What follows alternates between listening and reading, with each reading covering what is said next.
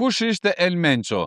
Udhëheci i kartelit i vranë në një operacion ushtarak në Meksik. Një nga emrat më të frikshëm të botës së krimit, Nemesio El Mencho Oseguera Cervantes, i lindër në Michoacán në vitin 1966, ajo bë lideri i kartelit të Gjeneratës së Re Jalisco, një nga organizatat më të dhunshme në Meksik. SBA ofroi $15 milion për blim për kapjen e tij. Në vitin 1994 u dënua në Kaliforni për trafik heroine.